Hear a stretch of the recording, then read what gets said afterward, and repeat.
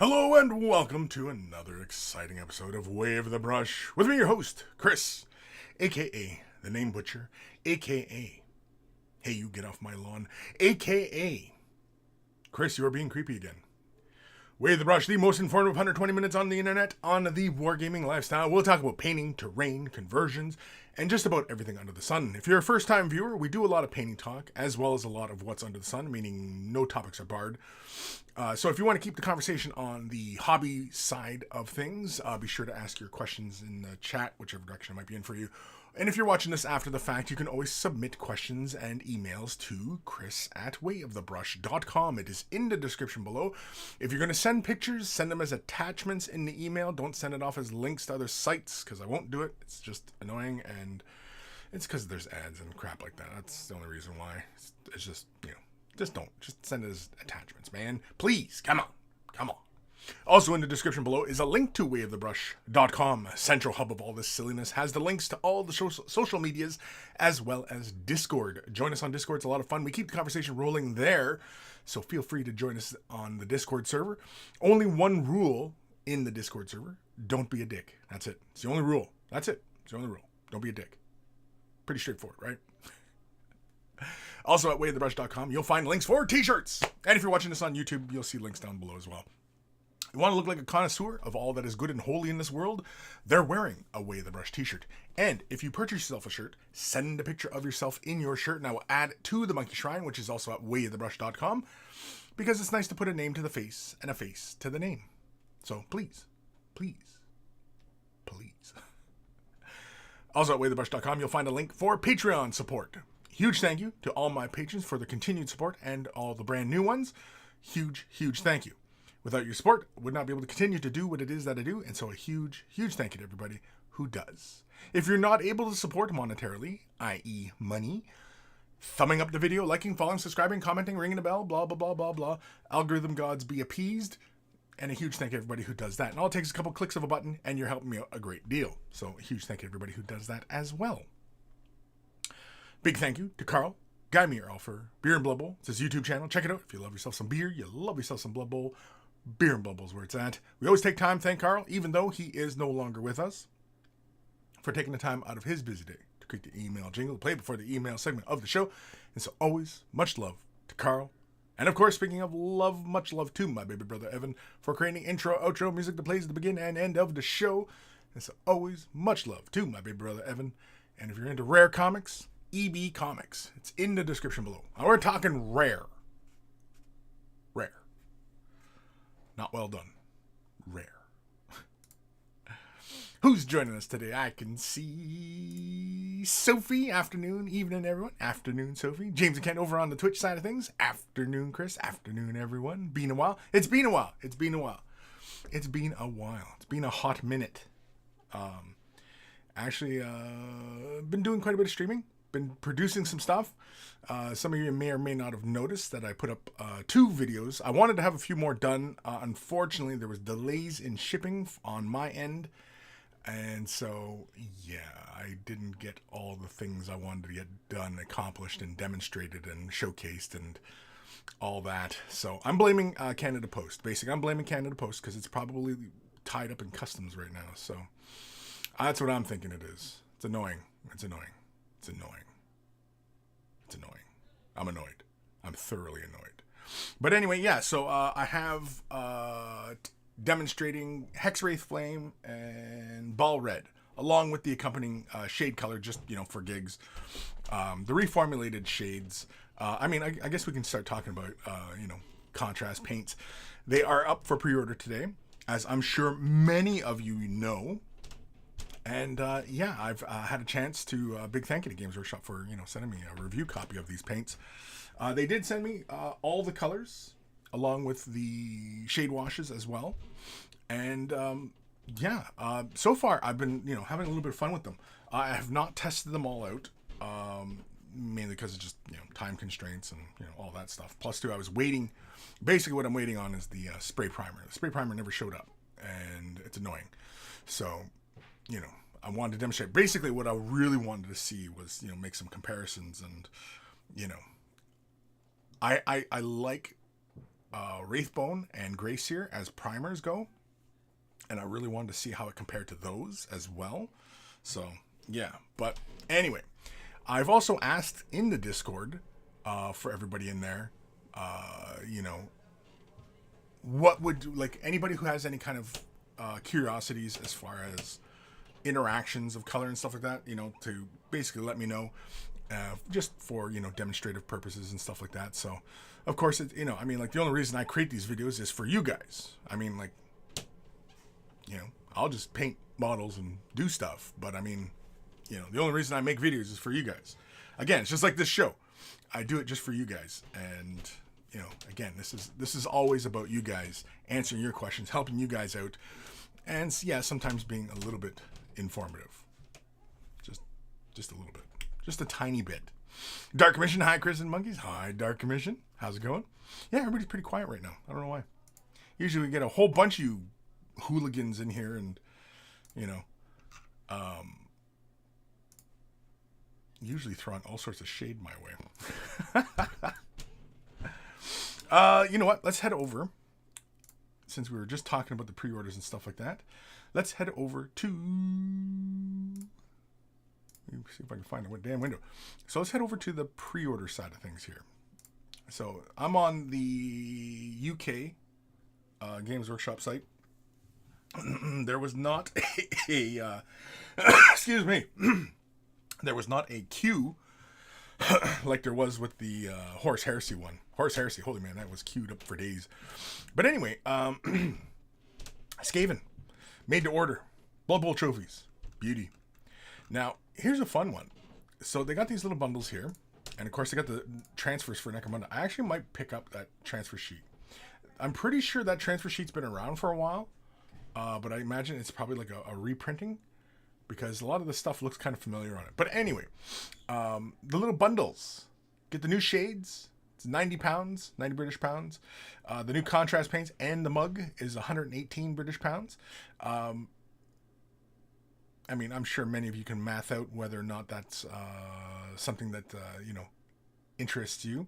But I kind of like the mugs, and I might have to get one of these mugs. Maybe both. I just might get both. Who knows? But anyway, they got all the new colors up. Black Legion, Rattling Grime, Gargak Sewer, Mantis Warrior, Eldari Emerald. That's the one I'm actually very interested in trying out, is Eldari Emerald. But it looks like they're about the same price as the contrast. The bottles themselves are the same size as the previous contrast, and the shade washes are also in the same size. Yeah, White Scar, the new spray. Yeah, I'm waiting on that. I blame Canada Customs. I'm blaming Canada Customs. Bastards. New White Dwarf. Yeah. Now, how come there's no picture for the contrast mug and the shade wash mug? What if I click it? Is it nothing? It's a hoax. What the hell? No, I don't want the bundle. God damn it. I want a picture of the mugs. God. Oh, you're pissing me off, Games Workshop. Are you already pissing me off, Games Workshop? How? What the F? WTF? The fuck, mate? Anyway. Okay, well, I guess I can't look at the pictures of the mugs. But anyway, shade washes. Yeah, what is it? Those are all the old. Cassandra Yellow. Druchii, no. Athonian Camera, no, those are old. Are the new shade washes? Where's the new colors? Where are the new colors for shade washes? Or maybe they're in amongst here. Soul Blight, yeah. Mortarian Grime, Tarian Blue, and Berserker Bloodshed. I haven't tried Berserker Bloodshed yet. Or the Targor Rage Shade. That one actually has like this kind of deep magenta, like or deep purplish color. It doesn't quite look like that when you're looking at it in the bottle. It actually looks more like it's got more red value in it. So it's kind of interesting. But anyway, yeah. So new paints.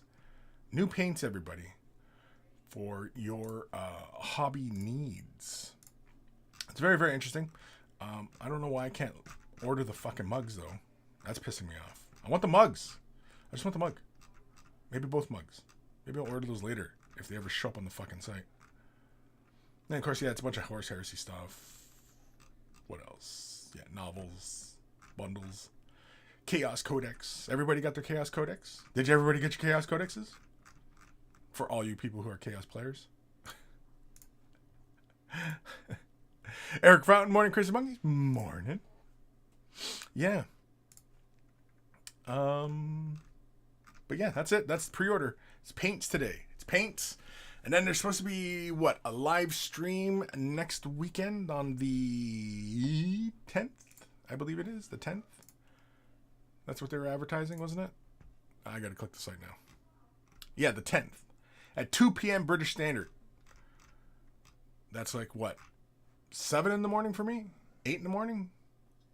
When the hell is that? It's not too early. It's not like 5 a.m. like the last one. Jeez Louise. What is it, 2 p.m.? 2 p.m. British Standard to Eastern Standard. Oh, it's 9 a.m. Oh, beauty. 9 a.m. That's very doable on a Sunday. Yeah, or Saturday. Sunday? I think it's a Sunday. Yeah, that's very doable. It's very doable. Sunday, the 10th, July. Yeah, we'll probably live stream that one. Because, it's got a lot of stuff in it that, interests me. I'm not a huge Warcry collector. In fact, I don't think I really have anything for Warcry. But Kill Team, Underworlds, Necromunda, Blood Bowl, yes. All that. And I'm curious, what would be for Blood Bowl? I don't even know. Necromunda, I'd imagine we're probably going to get more vehicles. There might even be vehicles coming out. Anybody who watched the review I had done of the book, the custom vehicle rules. You can pretty much just grab vehicles from all over the ranges of Warhammer 40,000 and start using them. And, maybe there's going to be kits that are going to be coming out. Now, unfortunately, though, if they're coming out for Necromunda, it's not like the gangs themselves come out in plastics, but any like characters and stuff like that, it always seems like it's the realm of Forge World. And if we're getting vehicles and such, who knows? This is entirely speculation at the moment. Would they be Forge World? Would they be Forge World? Like, like the little heavy truck or whatever, you know what I mean? Like ash waste truck kind of thing, or even the motorbikes. Or maybe it's add-on parts. Legs for, Escher or, Vansar and stuff like that for mounting on a vehicle, on a bike, or, in the quads and stuff like that. I don't know. Maybe. I imagine we'll probably see something like that. James Kent, I don't need those Blood Bowl trophies, but, well, those Blood Bowl trophies, they've been around for a long while. Those trophies. Yeah. Sorry, I'm lost. I don't know how I got to this page here. Yeah, the trophies, they've been around for a long while. I can't remember do I have some? I might even have a few of them. Somewhere. Yeah. I was thinking somebody else had them, but you know what? I think I might have them. But either way, yeah, little Blood Bowl trophies. Those things are just small. They're only about like yay big. They're only the size of a miniature. They're still fun and cool and, worth competing for, but, And this up for pre-order, the Necromunda transfer sheet. Maybe it is new. Because some of these symbols, like, isn't one of them Corpse Grinder? Or maybe not. I don't know why Corpse Grinders would bother with, graffiti and shit, but yeah, I dig it. I like all the little warning signs on stuff. They're just nice little details. I don't really need like the hazard marks. Here, let me jump over this window here. Yeah, like the numbers and stuff, very, very handy. They got that nice stenciled look. The little warnings up on the top, I like those. Little arrows, always useful. Big graffiti things and stuff like that, sure. The graffiti gang symbols, I think they look a little too neat. I think you would have to like weather those up a little bit, just to kind of make them feel like graffiti or they've been there for a bit. But I like the big warnings. The symbol kind of in the lower middle, the black and white ones with the skull with the 3 pillars. Whose symbol's that? Which house is that? Is that a house? Or is that just something cool? The other one too is like the hazard markings. I don't know if you really need those as transfers. I'm sure there's probably a bunch of you out there who would be looking at those going, yeah, you know what? I always find painting hazard markings a huge pain in the ass, and I think that definitely would help for any of those people because, you know, again, painting hazard markings without an airbrush. Oh, thank you, honey. You're welcome. And there is more for like a cup or two, okay? Awesome. All right. Thank you. Yeah. The hazard markings, you know, like for somebody who isn't very comfortable with freehanding that kind of thing, I think those are pretty darn handy. And yeah, but I like all the warning signs and stuff and the numbers. I think those are really, really fun. Yeah, I might have to pick this up too. Damn it. Basically, it's like I'm live shopping. I'm just shopping for stuff.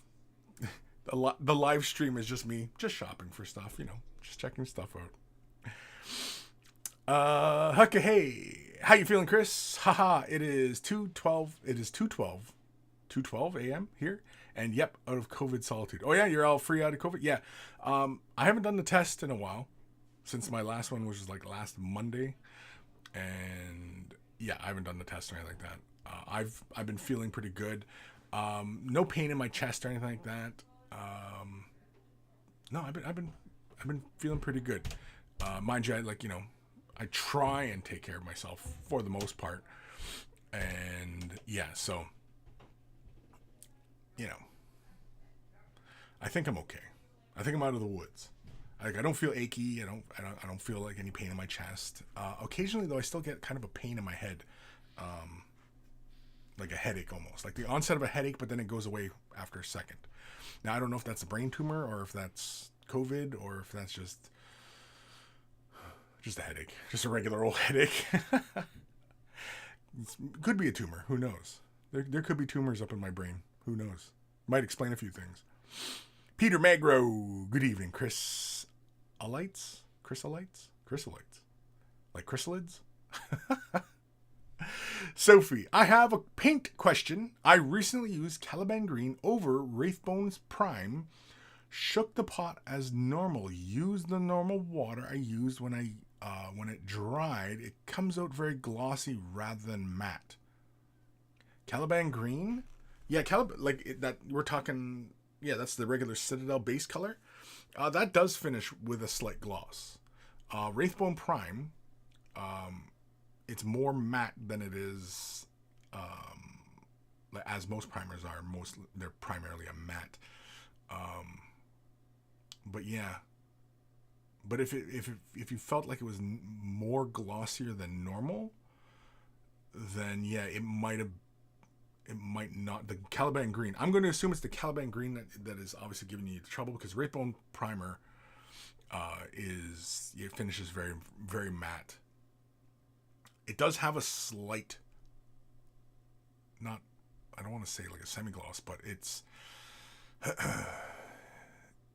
does adhere fairly smooth to a surface. And that's what I'm expecting from the new White Scar, is that it's going to finish with a somewhat smoother finish than classic white primer from Games Workshop. As, you know, usually. So yeah, with the Caliban Green, it does normally finish like most Citadel colors. They finish with a semi-gloss finish to them. Usually. Now, if that's something that is really, really annoying you, like if your coverage on the model you're happy with, it's just that it has that slight glossiness to it. There's two ways. Well, there's multiple ways you can go about it, but the two easiest ways to knock that shine off is, one, when you're applying the paint, you can throw a drop or two of Lamian Medium into it, and that will knock the shine out of the paint. And you can apply that, and it'll finish fairly matte. Or you can take a little bit of Lamian Medium, just put a drop on your palette, and apply it over where you apply your green, a thin layer on the surface, and that'll knock the shine off as well. Don't bother using any water to break it down or anything like that. Just straight out of the bottle. Now, mind you, I mean, like for myself personally, I always keep mine in a dropper bottle, just so I don't run the risk of contaminations. It's the only reason, and it's the only paints or the only mediums I put in dropper bottles. Paint pots and stuff like that, like the contrast paints, I don't bother even with trying to transfer them or anything like that. Regular Citadel colors, I don't bother. It doesn't bother me. Paint pots don't bother me.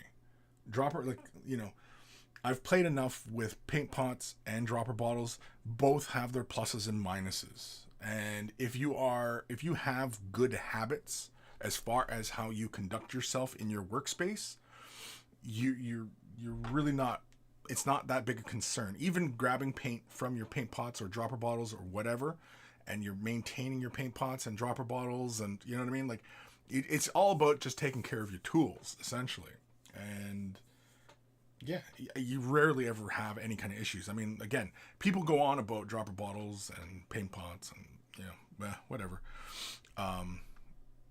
Personally, either one doesn't really faze me. It's not like, oh, it's got to be in a dropper bottle. Oh, it's got to be in a paint pot.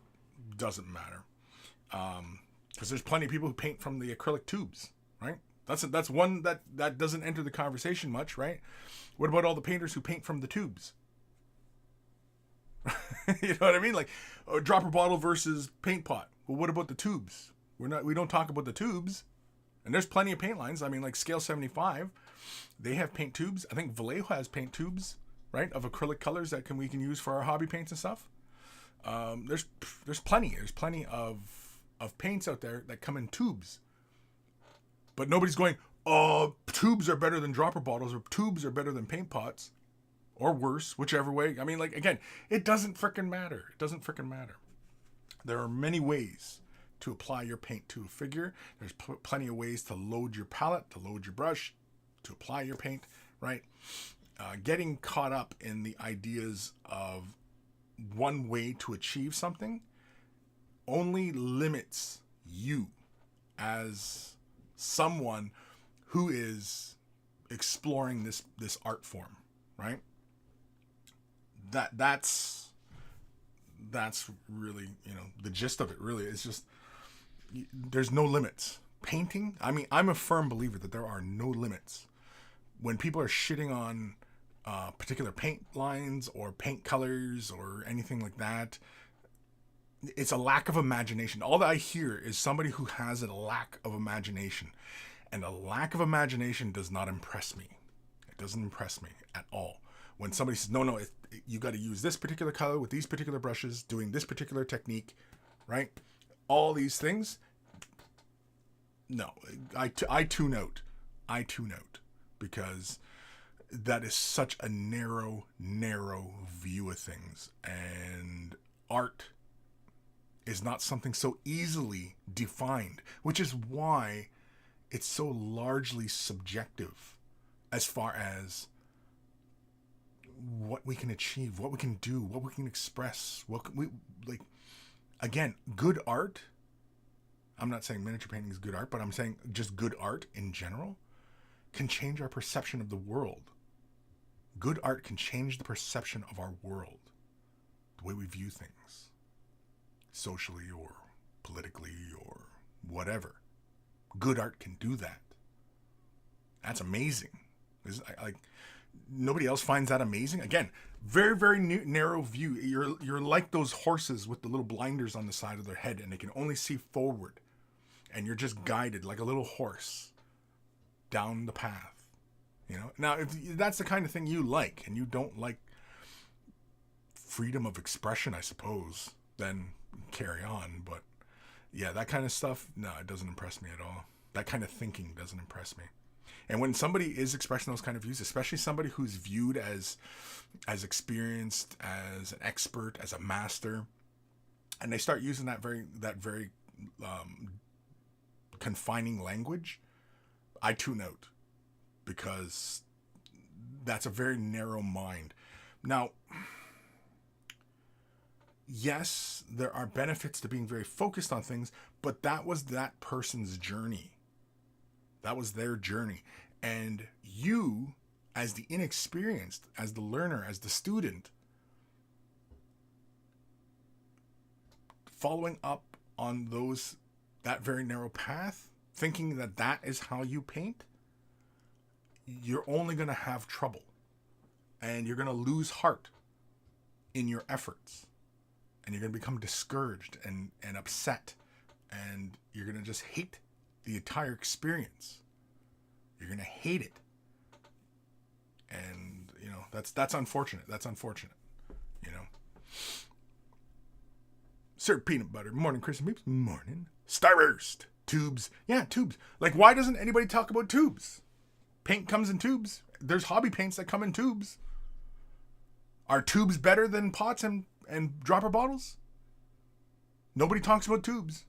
It's always one or the other. Because, again, I think it's the very nature of society these days. This very polarized view of the world. It's either this or it's this. It's like the simple little lizard brains can't handle more than one possibility, right? Because it's always, no, it's tubes, or it's dropper bottles versus paint pots. Dropper bottles are way better than paint pots. Not really. Not in my opinion. They have their pluses and minuses. I mean, if we really, really got into the weeds about, you know, making a pro and con kind of list and extensively examining it, then maybe we could get somewhere. But that's just the two things. What about the tubes? Please, won't somebody please think of the tubes? Somebody please think of the tubes. Please, somebody please think of the tubes. Zero's Hobbies. Good morning, y'all. Good morning, Zero. Did we test the new contrast over metallic yet? Yes, I did. If you go to my playlist of fresh tips, I put up 2 today. Hex Wraith Flame. Yeah, the new Hex Wraith Flame. And nope, that's not it. Nope, that's not it. Yeah, Ball Red. I did Hex Wraith Flame and Ball Red on top of Lead Belcher Spray, the rattle can primer. I demonstrated that. In fact, here's the Marine. Okay. And here's the other Marine. I tested it on Marines because, you know, they're default. And I've got a bunch of these sitting around, so yeah. I'll let you in on a little secret. I strip them afterwards and I reprime them and everything. Those are in the Indomitus or Dark Imperium. There might even be Dark Imperium.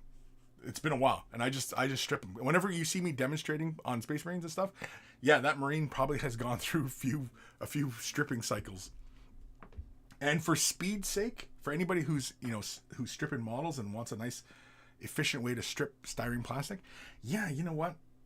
70 or 90% iso alcohol just does the trick really, really fast. Like if you're in a hurry and you need to get it done, yeah, fine toothbrush, soft toothbrush, old, unused or used toothbrush, and yeah, iso alcohol. Just let it sit in there for a little bit and then just give it a scrubby dub. It comes right off. Like easily. Anyway. Sean McNally, great photo for the video. You like that? I was going to try and fit a whole bunch in, but then I was trying to fit the third one in, and it wasn't happening. And I was like, I'm not fucking doing that. I'm going to hurt myself. Or I'll stretch my mouth out. And then you guys will be wondering, oh, fuck, Kris, you been sucking dick on the weekends or what? Anyway. Mike Hawkins, are you doing a demo contrast or am I too late? Demo? No, I've put up 2 videos on the Fresh Tips playlist on my YouTube channel. So if you just click my name and go to the playlist, and you'll see Fresh Tips, and you'll see I put up 2 videos on Hex Wraith Flame and Ball Red. Those are two colors. The Hex Wraith Flame, I don't know what the hell happened to my Hex Wraith Flame, because I had that one and the Nighthaunt Gloom, the previous one. Those came out before Contrast. Before Contrast? Yeah, I think those came out before Contrast Paint. So I think they were already kind of playing around with, like that recipe for Contrast Paint. But anyway, Hex Wraith Flame, because I don't remember it working like that. The way in the video I demonstrate how it goes, and I don't remember it working like that. And so, it's a different experience. Spoiler, they finish very opaque, and they do the contrast thing, falling into the recesses and stuff like that, but it builds opacity rather than, say, like Ball Red in comparison to, say, Blood Angels Red, the regular contrast paint. This builds opacity in the recesses as opposed to Blood Angel's red, regular Citadel or contrast color, which gets darker in the recess, right? It tints the overall surface, giving you more highs and lows, going very dark in the recesses. Whereas this stuff, as I demonstrate in the video, it builds up opacity. And so it actually, in some ways, it actually gets brighter in the recesses. So some of you clever individuals out there, you might be looking for that kind of effect on your model. And in fact, what color is that grime? The rattling grime? This is what, like a dark brown? Fuck, I can't tell. I haven't even opened this one yet. Some of them I haven't even opened. I'm sure for anybody who wants to do, like, say, weathering, or even like some dried mud effect on the bottom of something, and it builds up to opacity. Because when you take something, say like Xandri dust, and you break it down into a shade wash, right? You throw a little bit of medium, you throw a drop or two of flow aid into it, you make it into basically a contrast paint, but it's an opaque color, and you get that very light value up on the flat surfaces, but in the recesses it builds up to a brighter color, like what you normally see from the paint, right? So you get this really interesting value, and it looks like that caked mud kind of look. You know what? Maybe I'll do that on my quads, because I was planning on weathering my quads from Necomunda, and is there an opaque color that would actually do that job really well? Well, I might have to check out this rattling grime. What was the other? Oh, it's a shade wash color, I think. I don't have my shades over here. I only brought my contrast colors over here. But anyway, yeah, again, like with paints, even regular opaque colors, if you use mediums and you're in the habit of, working from your palette and doing mixtures and stuff like that, yeah, you could go anywhere. You can go anywhere, right? Again, 5 colors in miniature painting that you need, like as the very basics, right? Is a black and a white, yellow, a primary red, and a primary blue. And that's all you need. And you can make all the colors that you need from those 5. That's it. But it's nice to have a huge plethora of colors, because it enables you to kind of quickly work your way through your projects, right? So that's the benefit of having all these colors, is so that when you are feeling like experimenting, or you're going for a particular effect, or you see something on the internet and it's inspired you to get some of your projects done, which I fully encourage, you just simply grab that color. Oh yeah, okay, this is what colors they use. Okay, I'll give that a try. And you have a look, and hey, that was kind of fun. I like that, and I might do it for more things. And then of course, when also you're exploring like that in the paints in this ecosystem, it also can open you up to other possibilities with other colors. So somebody you might have seen on the internet demonstrate something with green, and you go, geez, you know what? I bet you I could do that with the magenta, maybe a yellow. What if I add the magenta and the yellow, and I thin it down a bit more, and you know what I mean? And all of a sudden you're starting to swap around colors in the way techniques, and that's why it's painting. Miniature painting is really not that complicated. There's a lot to it, but it's not very complicated once you understand the rules and the root of particular things. And once you understand all the roots, figuring out the rest of the plant is not too much of a problem.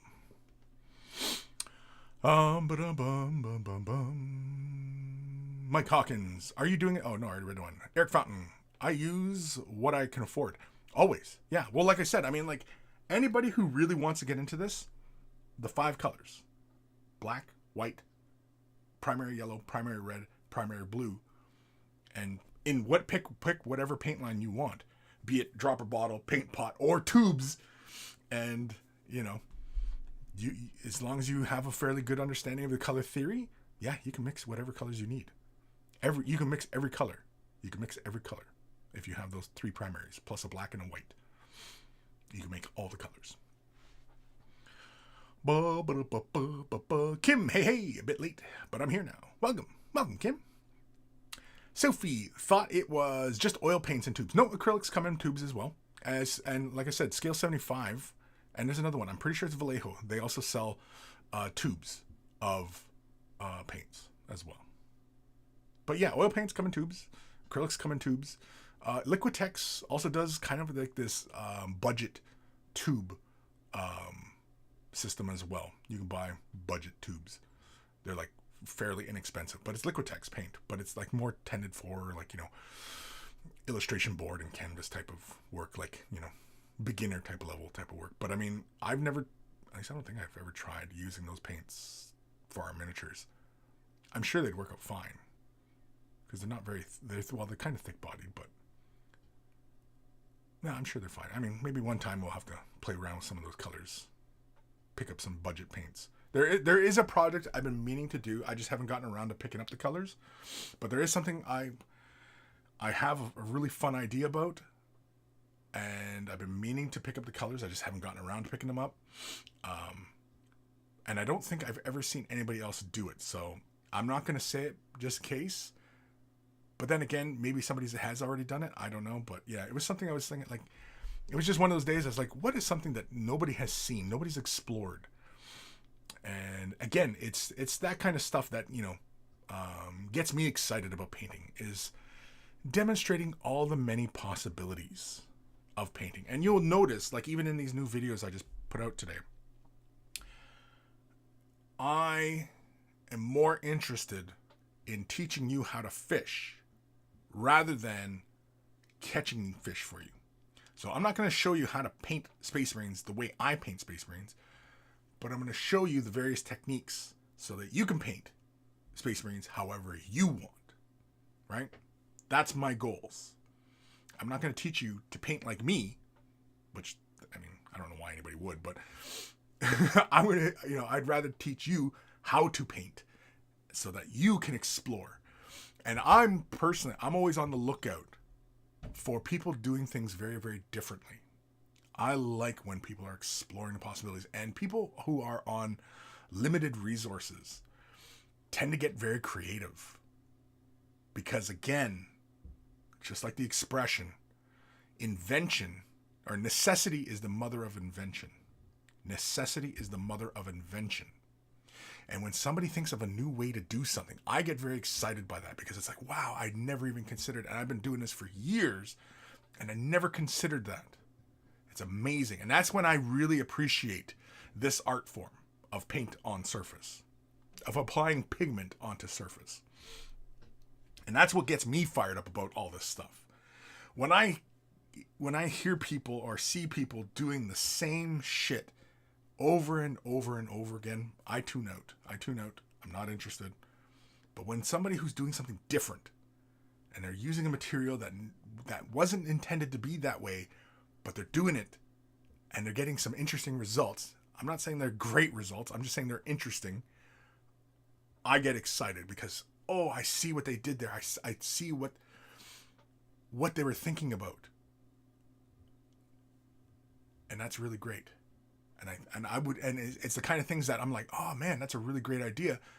I'm going to steal it and I'll use something to employ in a similar fashion and see what kind of results I get. And that's when I get excited about stuff. Otherwise, yeah, I mean, like glazed layering paint, pick your paint brand. It's been done a million times. It's been done, It's boring. Wet blending, boring. Dry brushing, boring. You know what I mean? Like all these things. But if somebody comes up with a new way of doing one of those things, I find that very interesting. I like innovation, experimentation, exploration. I like those things. Those are the things that get me excited about this hobby. Doing the same shit over and over again. Oh man, that kills my enthusiasm just saying those words out loud. So yeah, whenever you hear Kris talking at length about it's not the brush, it's not the paint, because again, the people on a limited budget, they get very creative. The people who can get whatever they want, they're not even thinking about stuff. And in fact, they're more concerned with, oh, I see what he's doing. I want to do what he's doing. I just want to follow in somebody's footsteps. That's fine. Doesn't excite me though. Doesn't excite me. When somebody's only got a few colors and they got some rat tail brush or whatever, you know what I mean? Like, and they're creating some really interesting looks, some very interesting techniques, and you know what I mean? And they're using color in a very interesting way or particular material, whatever. I find that far more exciting, and it kind of renews my faith in this hobby art form, you know? Yeah. Starburst. Based, Kris. Appreciate it. Based? Like green? Like goblin green rims? It's based like goblin green? That's an old school. That's a joke, son. Zero's hobby. Nice. Lord Krabby. There he is. Sup, party peeps. Sup, Lord Krabby. Kim. Scale Color does artist acrylics in tubes. There are 48 colors in the range so far, and they just wrapped up a Kickstarter for a bunch of new colors. Cool. Yeah. I knew Scale Color was one of the ones that was doing acrylic tubes. I've got a bunch of acrylic tubes that good buddy Grim, picked up for me a while ago, and I have yet to use in a video. They're still sitting there. They're fine. I'll get to them. And a big thanks to Grim. I did a shout out once. Anyway, thanks, Grim. Old man Logan. Hey, Kris, old buddy. Hey, monkeys. How is everyone doing today? How is everyone doing today? You know what? Did we even have a how is everybody doing? Hell, I was going to do the oh yeah. Anyway. The wannabe painter. That Hex-Ray Flame reminds me a bit of Waywatcher glaze that GW had a few years ago. Hello, by the way. Yeah, it is not like Waywatcher. Waywatcher? What the hell's it called? Where's mine? No, that's Seraphim Sepia. That's Lamenters. That's Gilliman. God damn it. Damn it, Jim. I'm a doctor, not a forklift. Soulstone. Oh, there it is. Shit. Anyway, yeah, I have the green glaze somewhere. It's in my pile. And, no, it is not like that. Because that green, and even the technical, the one that they were advertising for the gemstones and stuff, it has a thicker body to it. But it's mostly clear. So it's more like the clear contrast paints. The Hex-Ray Flame is more like an opaque color. So it's more like taking the very light green. Now that's Candrace. Where the fuck? Jesus. Hex-Ray Flame. So Hex-Ray Flame, this is more like if they took... God, I don't even know what kind of green it would be because it is very, very bright and it's very, very saturated. I don't even think there is an opaque color that's like it. Come to think of it. It's like a darker version of moot green, but not as much yellow.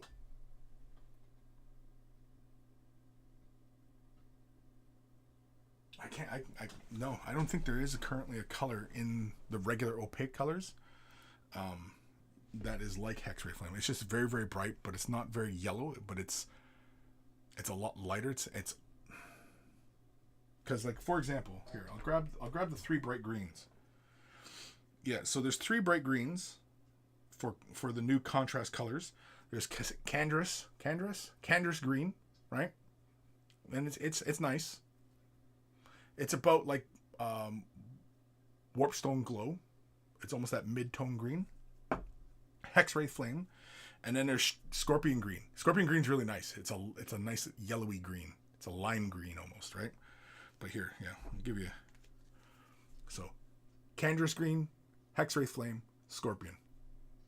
Yeah, they're very nice. I suspect though they finish like Hex-Ray Flame. I suspect these are more like thinned out, opaque colors. And I mentioned this in the videos. Spoiler. I think these are intended for newer people and experienced to make it easier to base coat, because it's more like it's more like a thinned out opaque color, and it actually makes life fairly easy because, say, for example, you're the kind of hobbyist who likes to fully assemble a model. And then it's like, oh, I got to get into some of these nooks and crannies and you know what I mean? Like when the model's arms come across and you want to get into some of this chest area or in behind the arm area, right? Those areas are kind of a pain in the ass. But with the contrast paints, because of the capillary action of it, right? The surface tension, the viscosity of the paint, you just have to just touch those areas and it'll just bleed into all the other spaces. So if you're very careful, but you have a fairly generous amount in your brush, you can just touch points and it'll just and just go all over the place. And I think that's where it's really going to shine for a lot of newer people. But for more experienced people, yeah, it's more like an opaque color. I mean, if you've already been, you know, using opaque colors, using thinning mediums, and using flow aid like Liquitex flow aid to break that surface tension of the paint, so it flows in and flows just like a contrast paint, then these are already going to be fairly familiar in whatever techniques you employ, right? So some of it's very exciting, some of it's feeling very familiar, you know, which is fine, you know. Like the one I'm really curious about, I have not tested yet, was it the Bad Moon? I think it's the Bad Moon yellow. Yeah, Iron Jaw's yellow is kind of like a mustard yellow, whereas Bad Moon yellow, I want to try this one, Bad Moon yellow. I haven't tried it yet. I'm kind of excited about Bad Moon yellow, but I assume it's more of an opacity. Yeah, because like when you shine light through it, light barely passes through it, whereas the what is it, Iron Jaws, you can see it's quite clear. And so I suspect this one is more like a traditional contrast, and this one is more of the opaque kind of color. I suspect, but I haven't tested it, so, you know. And judging by a lot of the photos that Games Workshop was producing, we were seeing a lot of these flat-looking applications of the color. And that is, I think, what they're intended for. It's more like a easier base coating method, which is why I think they went to the reformulation of the shade washes, because for newer people, I guess, they want to encourage more base coat, shade wash, highlight process versus contrast, which like regular opaque painting and contrast painting are two different ways to get to an end result. And the more experienced you are, the more overlap you get using either way. And for somebody who's brand new and they're learning just opaque painting, they'll be fine. And if anybody's using just contrast painting, they'll be fine.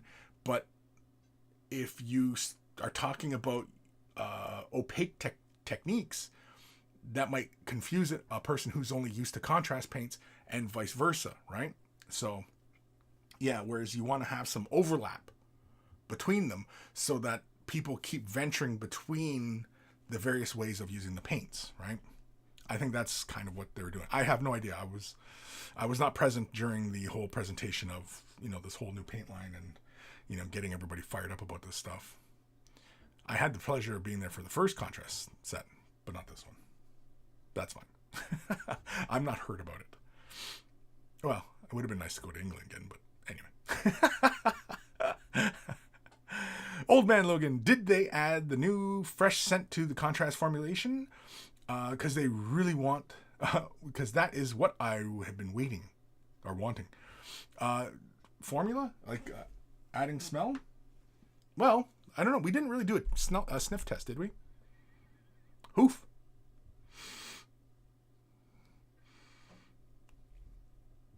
Oh, you know what? It smells like what paint smells like that? It has a bit of a chemically smell, but they say these are non-toxic, right? Oh no, this is deadly poison. No, I'm just kidding. No. I'm pretty sure they say non-toxic on them somewhere. Shit, this doesn't say shit.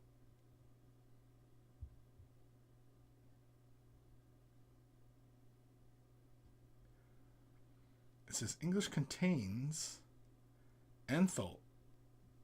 What the fuck is enthol? I don't know. It says it conforms to ASTM D4236.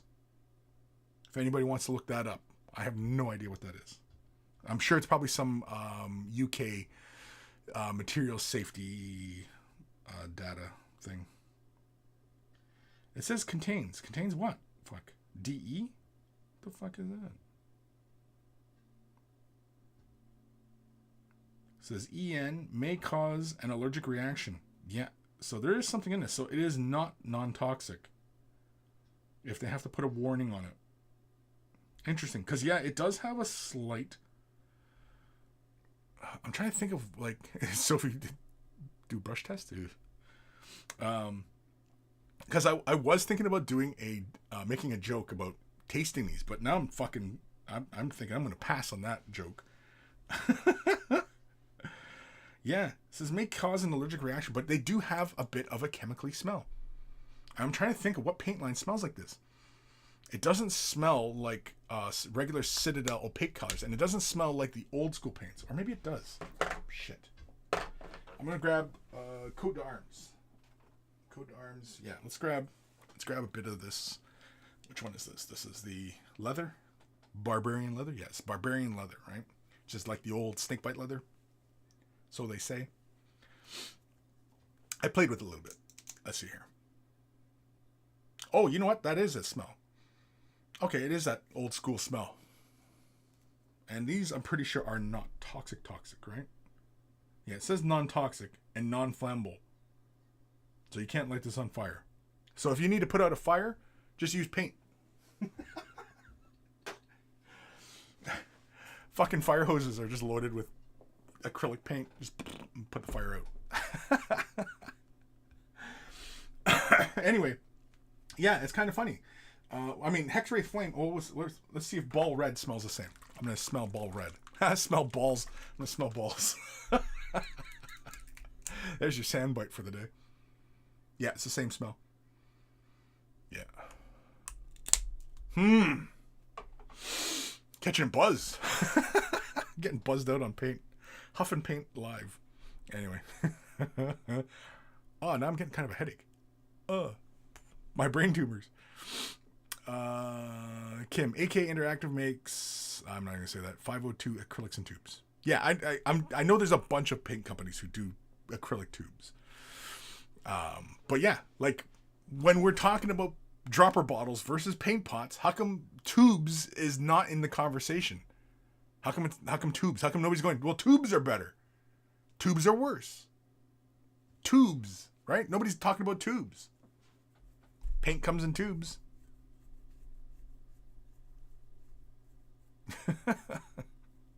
Sophie, has anyone done a mini using poster paints before? I'm sure, yeah. Somebody locally back in the day, he used to use the not Cracker Barrel, Apple Barrel. It's like they're like craft store paints, just and painted his miniatures with that, and he got fantastic results, and his paintings were good. They were really good, genuinely. And yeah, it was just dollar store paints he was using. It's not the paint. It's not the paint, people. It's not the paint that's going to make you a good painter. It's your effort. It's you. It's always been you. The answer was always in you.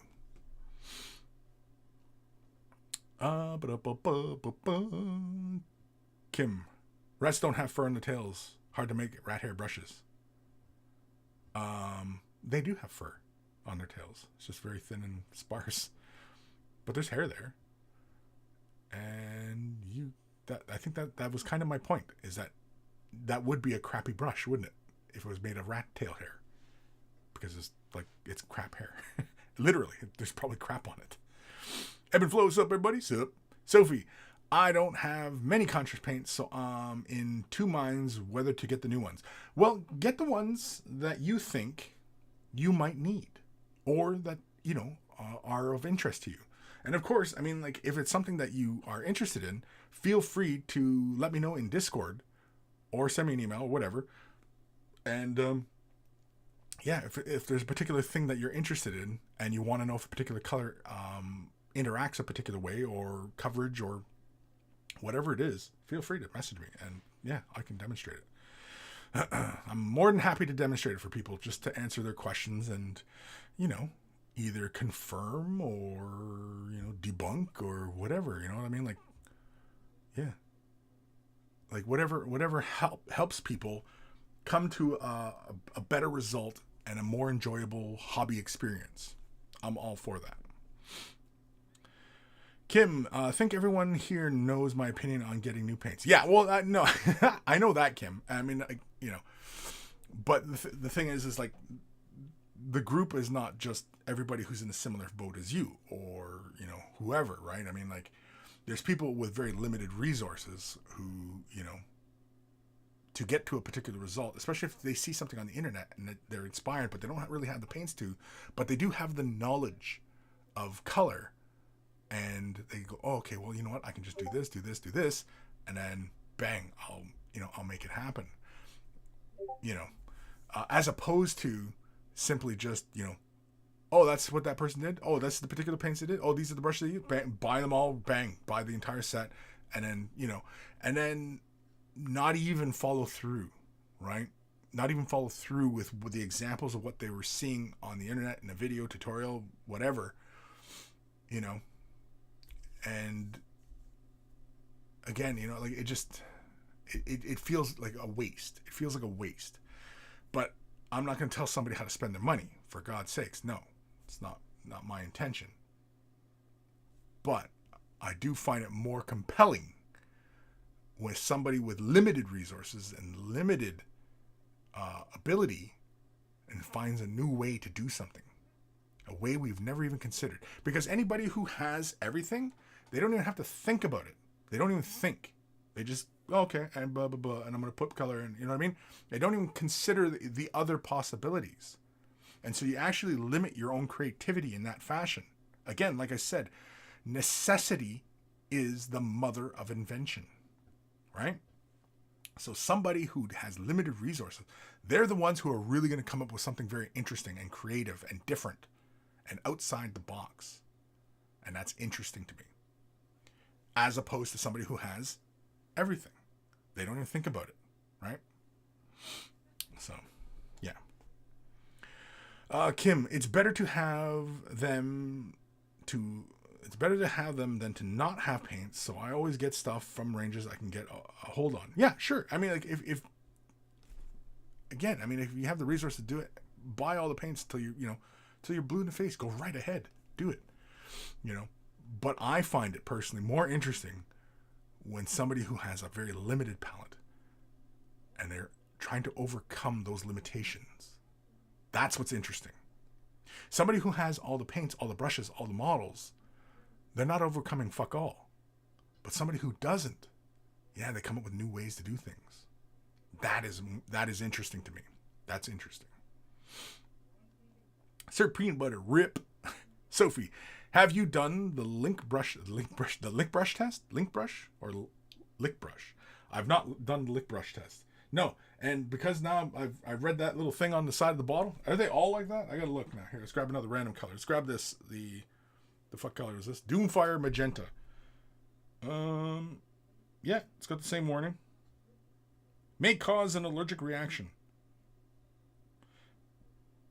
If consumed or if just put on your skin. God damn, what does that mean? God damn. They got me all fucked up now. I'm just kind of, what does it all mean? I don't know what it means. Chris Galloway, taste the rainbow, Chris. Yeah, just taste every paint. I'll be sick. Then I definitely will end up with some brain tumors. Sophie, what's Ball Bean doing to get red balls? Red balls. Jesus. Jobs left nut. With the new paints, are they labeled differently because some act like contrast and some act like base paint? How will painters know before they apply them? That some will act like contrast and some will act like a base paint? The more opaque colors, the newer colors, like there's a bunch of them that are more like opaque colors, but there's some of them that are still like clear paints or like the other contrast paints. Oh, the new the new Night Haunt Gloom is very, very light. The other Night Haunt Gloom I remember being more bluish. But yeah, I have not tested every color out to see which ones feel more like an opaque color. I mean, if there's a particular color you're interested in and you want to know what it looks like, let me know. Because yeah, like some of the colors feel more like the traditional kind of clear colors. Yeah, like Eldari.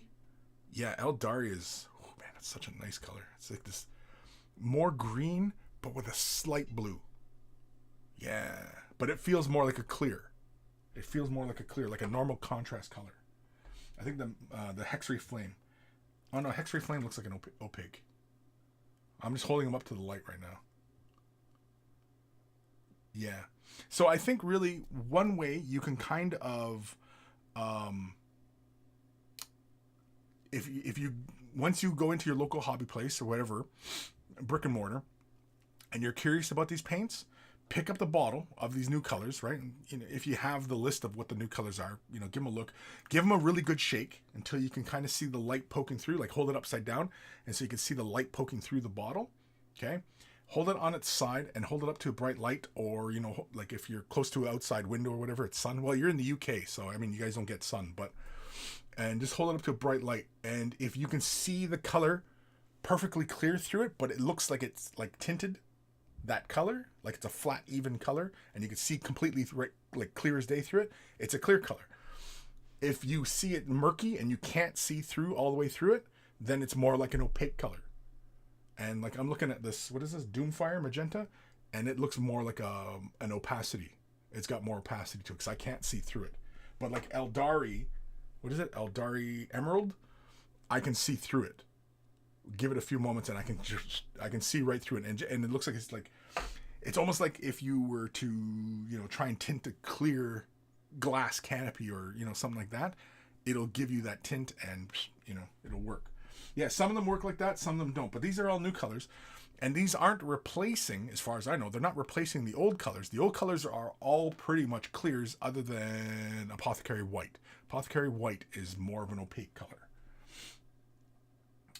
One of the browns too is also more of an opaque, and I think the flesh ones are also more like an opaque color. But anyway, yeah, there's a mixture of them. There are colors in the previous contrast that are more like an opaque, but there's only like a couple of them. Whereas this new iteration of paints, it feels like more of them are more like an opaque, and when they finish on the model, they're more even coverage, but they don't do that famous contrast where you have the edges look bright, you got the mid-tones on the main portion of the detail, and then it goes dark in the recesses. Judging by looking at Hexray Flame in the tutorial and Ball Red, they don't do that. They just build opacity in the details. They actually get more saturated and brighter in the details, like in the recesses. So, yeah. But anyway, yeah, so let me know. I mean, if you're curious about a particular color, and if you're curious about it, then yeah, let me know. David Vega. I paint with Michael's paint. Acrylic 79 cents a bottle. It works great. Yeah, exactly. I make my own wash? I'm not sure I understand that question, Vega, if that's a question. Make your own wash? Yeah, you can make your... I use Liquitex Flow Aid. Whoop! Just dropped a model. Nice. Damn Mortis scripter. Too tall for his own good. Anyway, yeah, I always use Liquitex Flow Aid. Where is it? You can find this in most art supply places. I picked this up like 10 years ago, and I'm almost getting low to the bottom. But I mean, like, I use it all the time, and I only use it like a drop at a time. I only add like a drop or two into my paint mixtures to make it flow like contrast paint. I use Liquitex. There's many different flow aids out there. I'm only familiar with the Liquitex. I haven't really experimented because some of them are like flow aids, some of them are flow improvers, some of them, you know what I mean? And they go by different names because everybody wants to have, you know, copyrightable names, right? So, yeah. I like flow aid. I've even seen some people use a drop, the tiniest of drop of detergent soap, like dish soap, the tiniest of drops, and add it to that paint mixture, and it'll do exactly the same thing. So that's also something to consider. Ada, please. Speaking of danger paints, I got some alcohol inks yesterday with 3 warning labels on them. They seem really fun to use. Yeah, alcohol inks? Oh, yeah. Yeah, most of the really fun metallic paints are alcohol or some sort of solvent base, like, more like, like an enamel based paint. Metallics. That's where metallics really, really shine, is in those particular alcohol or the solvent-based paints. Water-based acrylic paints for metallics, just not quite as good. if I'm being perfectly honest, they don't get the same lustrous quality as others. Oftentimes because it's the suspension medium and the particular pigment they use. And it's just, it looks fine. It's just, on such small surfaces, I want tighter pigment. Because, especially when you're taking pretty pictures of them, you want that fine pigment in the metallics. As opposed to, having these big flakes, So, don't get me wrong. I mean, like TurboDark is a water-based acrylic paint line, and TurboDark is really, really fun paints to use. I wish I would go bananas if they went more alcohol-based paint. If they introduced a solvent-based or alcohol-based type of paint. It's more toxic, of course. It's poisonous. But, we're talking like Humbrol, Tamiya, you name your hobby, Mr. Hobby. There's a bunch of paint lines that are alcohol or solvent-based, enamel-based paints, right? So, and those metallics in those paint lines, fantastic. I use Spastics, and that's for like RC car bodies, but I use it for miniatures, and it looks fantastic on a miniature. So, yeah. Sophie, what don't get sun? It's roasting hot here right now. It's roasting hot, sure, but is there sun? Because you can still get sunburned on an overcast, cloudy day. Because what burns you is UV. It's not direct sunlight. It's the UV energy that's burning you. So you can still get sunburned on a cloudy day. Ebb and flow, but I'm sure everybody in the UK knows that one. I'm sure I'm not telling anybody anything they didn't know already. I'm sure. See, we get plenty of sun in these parts because it's not the UK.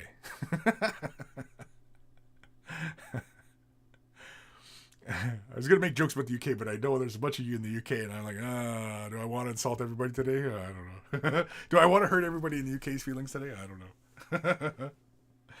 Basically, I'm going to say, go outside, touch grass, get some sun. Ebb and flow.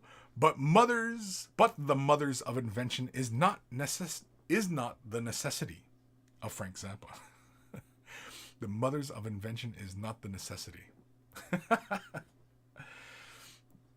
This is just the reverse. Basically, that's Frank Zappa being Frank Zappa, apparently. No, I mean, that's the way I've always viewed it. Necessity is the mother of invention, right? Because if all your needs are met, then you don't even think about it, and you just blah, blah, blah, blah, blah, blah, and go about it, right? And that's fine. That's fine. But for me personally, that's not what excites me about this art form. What excites me about this art form is the endless possibilities. I believe in the endless possibilities of creativity, of genius. That's what I personally see. And with paints, mediums, techniques, whatever, it is infinite combinations. It's infinite combinations. Damn near, right? All to achieve different effects on a surface. And it's really, really fun. But when somebody who has all their needs met, they don't even consider other possibilities. And I feel like that is limiting creativity. That limits creativity. Because creativity is bred from problem solving, right? Creativity is just simply problem solving. Creative people can solve problems because they can already address a particular thing and see the multiple possibilities of why something broke and how to possibly fix it. That takes a creative brain to do. And many, many, many people are creative in many, many different ways. Again, infinite combinations. So anyway, Kim, the metallics that solvent-based are miles better than 85% of water-based metallics. Yeah, I concur. 85%, I don't know if I'd go with a hard number like that, but in my experience, yeah, I concur. That's water-based metallics. They're not bad. They just are not as tight as alcohol or solvent-based type of paints. I concur. Kim, we're having a heat wave here in northern Norway. It's way hot here now. I am not made for this heat, but nice with a bit of real summer. Yeah. Yeah, you mentioned that earlier on the Discord. Yeah, I mean, it's fucked, man. It's fucked. I know.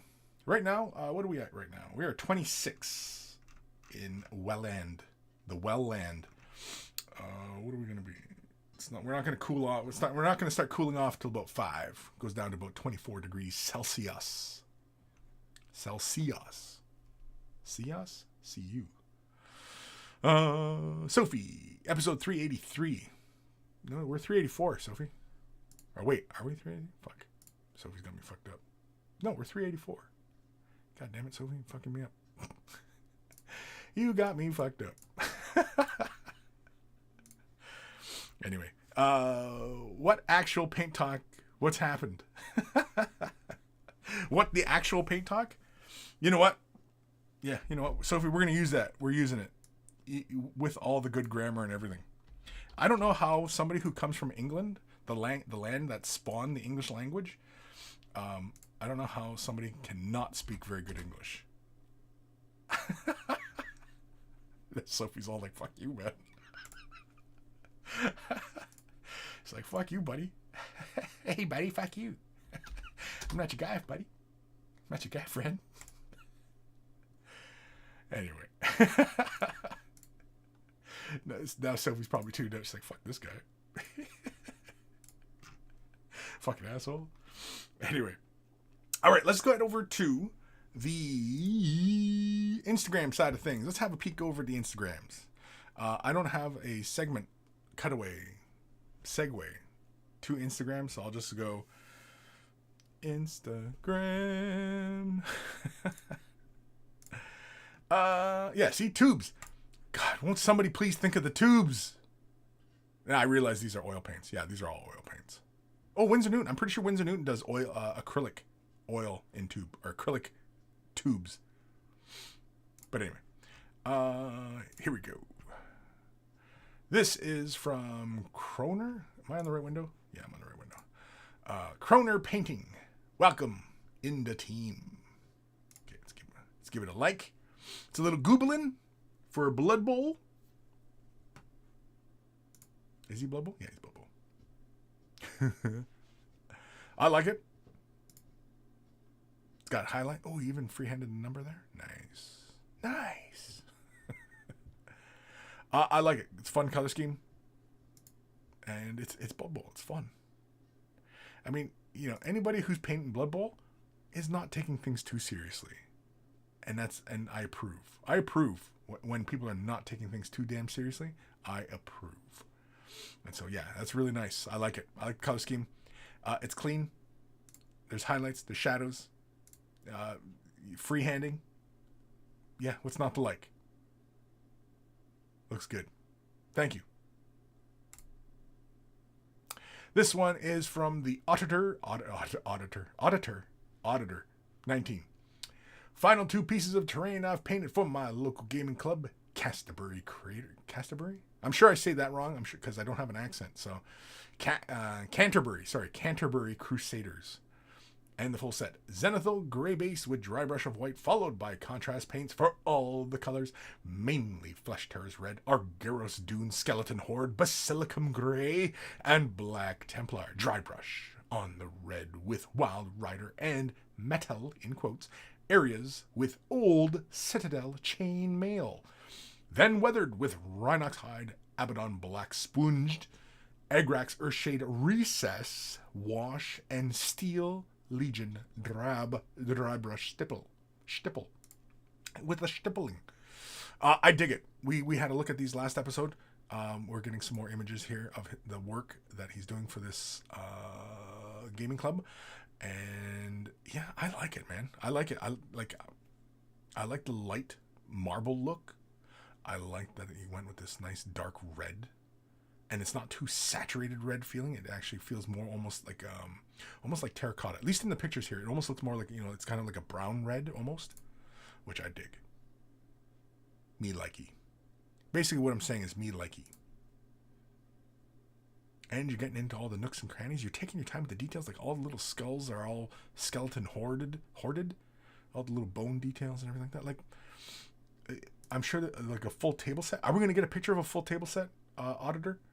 I don't know how often you watch this, or if you're even here today, but yeah, are we gonna get a picture of the full table, like on the game table? Because that would be really cool. I think that would finish off this nice little preview showcase that you've been showing us all. Definitely, I would like to see this all set up on the table, if you could, please. Yeah, I dig it, and it's straightforward. Yeah. I mean, it's get it done, right? It's get it done. Oh, he's even did the little, looks like the little lights on the panel there on the right. Yeah, with the full set, man. Yeah, that looks really cool, man. That's sharp. I like how you have the browns in there just to give it a little bit of earthy quality and, dirt and grime and such. I mean, like, there's more things that could have gone on, like, rust streaks and grime streaks and, things of that nature. But, nah, it's done. It's done. And hopefully, your gaming club appreciates your effort. I hope. Croner painting, entering the Death Diver. Let's give it a shit. Did I give the last one a like? Yeah, I did. Okay. Death Diver. Is this the Blood Bowl dude? He's not familiar. But I'm not, Mr. Blood Bowl or anything like that, so. It almost looks like you're going for almost like a non-metallic metal vibe on that shoulder pad. Very, very interesting. Love the colors. Nice and clean. Straightforward. Highlights, shadows. It's clean, He's ready for the tabletop. You're gaming. Yeah, I dig. Me likey. Oh, excuse me. Simply mini painting the actual last chaos chosen. Let's give that a like. And so we've seen plenty of simply mini paintings. Chaos Marines, very, very cool. Love the color scheme. I think the little splash of blue in there is always really, really cool. I like the free-handed chapter symbol. A little bit of dirt and grime on the feet. Oh, you did a little bit of OSL on the face and shoulder. Very cool. Uh-oh. Did somebody see what Kris sees? Uh-oh. Hold on. Uh-oh. Oh, group shot. Yeah, that little splash of blue in there is really nice. I dig it. I think it adds so much. And I think if you'd went with something like a green for the plasma glow, I don't know if it would have had the same impact, whereas this nice rich blue works really well. But anyway. Croner painting. Now I just have to convince my son to play Blood Bowl. Love the work on the flesh. Love the highlighting. Nice and clean. That purple, the highlights on the purple is really nice too. Little goobelins. Uh-oh. That transfer is lifting a little bit. Looks like that transfer is lifting. I would recommend Walther's solve set. Get yourself a decal set, like a setting solution. I like Walther's, but they're like Microsol Microset. There's another one. Tamiya makes one. Probably 8K makes one. Yeah, there's a few companies who do solvent sets, but I definitely would recommend it because it looks like that transfer is lifting. Unless, of course, maybe it's just the way it's lit. No, I can see the edge lifting. Yeah, if you use decal setting solution, that'll melt that transfer onto that surface, and it'll look. And then you just apply like a matte or a gloss on top of it, and it makes it look like it was painted on. And yeah, you'll be much happier. That would be the biggest thing I would recommend there. When you're any transfers you're doing, but I think that the painting's fantastic. That's the only thing I would recommend. I love the flesh. I like the way you paint that flesh. That looks really good. Disco Mini Painter finished board of one of many, scratch built, complete with waterfall, trees, and flowers. On to the next one. I love it. I love the waterfall. I like how you got that varied tone in the splashing, in the what is that called? When you get that splash at the base of a waterfall. What is that called? The froth? Is that what it's called? Anyway. Yeah, I really like how you had the little splash of blue in there at the base. That's really cool. Love the texture. I think a mini for scale would have been nice, just to give us a little idea how big this is. I mean, like, I can see the lichen, and I know I got an idea how big this is, but I would like to see how big this is. Yes, I'm concerned with size. Yeah, I like the way you threw that blue in there. That's really nice. I think where the rock kind of peeks out, I think you could have did a little bit of, you know how like, you know, the water flows around that, and so you get the little, you know, the little breaks in the water. I think that'd have been nice too. I dig the waterfall. There's a place up in my home territory that's this kind of reminds me of.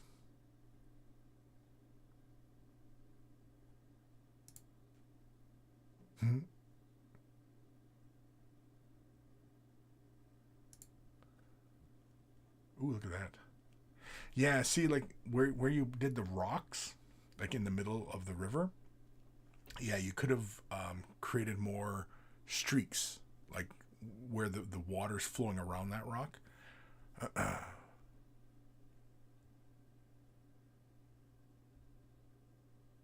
Very, very interesting, though. I dig it, man. That looks good. Oh, yeah, look at that. Yeah, that's really cool. What did you use for the waterfall? Because from here, it looks like almost like silicone caulking. That's what it looks like. But I don't think anybody uses silicone caulking for this kind of effect because you couldn't really paint silicone. Nothing sticks to silicone other than silicone.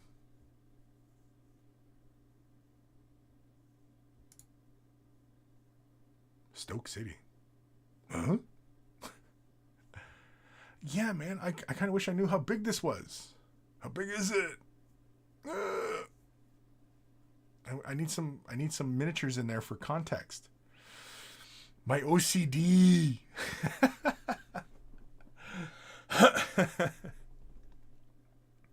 Very cool, Disco. Thank you. Yeah, I give it like. Did I give the last one a like? Yes, I did. Okay. Thank you for sending that one in or using the hashtag. Kroner painting. Every Goblin team needs an efficient troll. Let's give that a like. Like the skin, like the yellow of the armor. Oh, Jesus, got somebody's busted leg on his thing. Yeah, I like me likey. Are the numbers transfers? Where the hell's my Blood Bowl sheet? You got me looking at my Blood Bowl sheet. Yeah, that's the human team. Where's my orc team? Oh, I got so much crap on my desk. Fuck. Anyway, all right. Anyway, again, biggest thing I would recommend is getting your hands on some solvent set, some decal setting solution. You'll thank me later. You just apply a very generous amount. I do have tutorials on applying transfers, so yeah. Sometimes Kris is a one-stop shop kind of thing. Sometimes, but awesome. Cronier. Anyway, simple mini painting. Last chaos chosen. Oops, not a chaos chosen. Was pointed out to me that this is a regular chaos marine. He's regular. OSL on the shoulder. Free-handed icons. A little bit of weathering on the boots. I dig it, man. Oh, I like the little bit of shoulder, the metal on the shoulder pad. I like that. And you know what, man? I'm a sucker for metallic paint. I mean, like, I like metallic paint because, especially for models that are going to be viewed in person, or you're painting for your own viewing, or you're going to painting them to tabletop, but you want to do a good job on your tabletop painting, I prefer metallics. I just, I'm a bit old school in that regard. I don't really go in for a lot of non-metallic metal just because, it only works well for photography and, painting competitions. And I don't get too worked up about painting competitions. But I do enjoy metallic paint. But what's another fun one is metallics with a bit of non-metallic metal theory involved. So you throw highlights and glints and shadows and such and reflection using metallics. And that's a lot of fun too. If you're not sure what I'm talking about, I think I have a couple tutorials. Oh, you know what? I did one way back when. Yeah, I did one way back when on the Dark Oath guy or whatever. Croner painting, a new goblin player on the pitch. Very, very cool. Getting lots of goblins today. Yeah, I like the way you painted the flesh. Me personally, I'm pretty sure I have these guys, and yeah, I'll probably go bright green on mine. I don't know if I'll go purple yellow though. I'm not sure. I'm thinking of an NFL team I want to do the orcs, because my human team is already done mostly the Steelers, but I haven't done the nobles yet, and I'm not sure what I want to do the nobles, what NFL color scheme. Goblins. The mighty, mighty goblins. Yeah, I like this guy. Yeah, really nice work. Again. Yeah. It's clean. Colors where it looks like it should be, There's highlights, there's shadows. And it's not like you just simply, did something like contrast where you just kind of, did one layer and then called it a day, which is something I often do. But yeah. Very, very good. Sunset mural. Okay. You know what? Just to fuck them up, I'm gonna give it a like. And be like, wait, the brush. Fresco. Is it a fresco or is it just painted onto the side? It's really nice work. There was a space in the old building at Mini Wargaming before they moved, and there was a space on a wall that had a frame built into it. It was been there since God knows when the building went up in 18 something, and it had this really ornate frame around this space, but there was no picture in this frame space. It was just an empty vacant space on the wall, and I always wanted to paint something in that space. And I even asked the landlord if I could, and he was like, yeah, go right ahead. And yes, we're all caught up here. I'm just I'm just browsing Instagram. So if you want me to have a look at what you're working on Instagram, be sure to use the hashtag way of the brush. Of the brush. Way of the brush. Be sure. Alrighty. Where the hell am I in these comments? Yeah, Jabba's left up. Drill them barrels. I was going to say it, but I didn't. But yeah.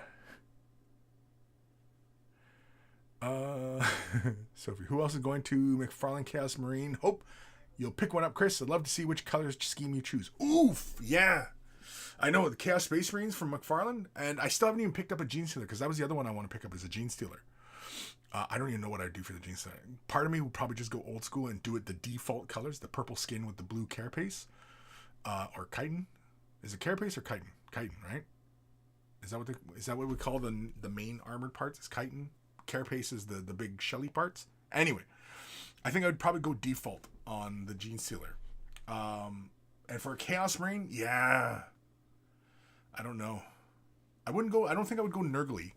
Although I might go Nurgly. Part of me, just for gigs, might go Night Lord. Alpha Legion. Alpha Legion's such a fun color scheme. I like Alpha Legion, like especially when you go with like the color shifting metallics. Like, man, again, so many options with Chaos, and especially with the big action figures. I haven't even finished my Sister Battle. I still have to finish the Sister Battle. Got to get her done, and I also still have my other Marine. I haven't even done anything with, because good buddy Gim, he picked me up a custom sword, and where is it? Oh, the Power Fist. Also got a Power Fist. Haven't even touched these things yet, so like, got to get to work. I know. So many projects, so little time. And the thing is that, I want to show off everything, because whenever I sit down, I always feel like, I should have the camera rolling, and, I've just got to just sit down and just kind of like just work on my own shit. Because I got my avatar I want to get more done on. That's some good English there. But yeah. More. Maybe I should take up doing cocaine. That way I'd have the energy to get more done. Right? Just do more coke. Get more painting done. But then again, you might get all jittery and everything like that, so maybe that's not a better idea, I guess. I don't know. Maybe when I need to get into good building sesh, I just do a couple rails and then, get some building done, and then, dry out for a couple days and, get some painting done. Maybe smoke a lot more weed and then get some painting done. Although whenever I'm like, when I'm into the weed, yeah, I'm not feeling very productive at all.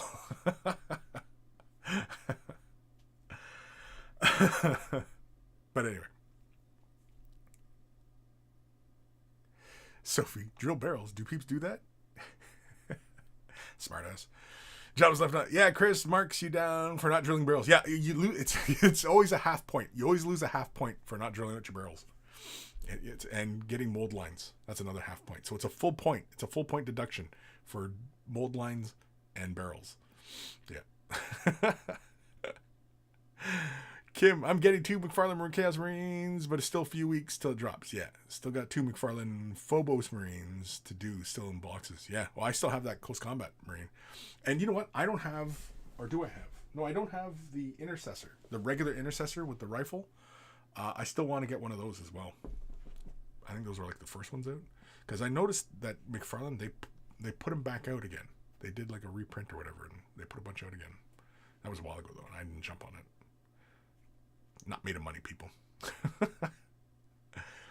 Sophie, I'm working on the Reaver at the moment, and have the Gene Stealer and Mech Boss to do still. See, I'm not excited about the Mech Boss. I don't like the orcs. I'm sorry. Anybody who loves those orcs, great. But, no. I don't care for those orcs from McFarlane. No.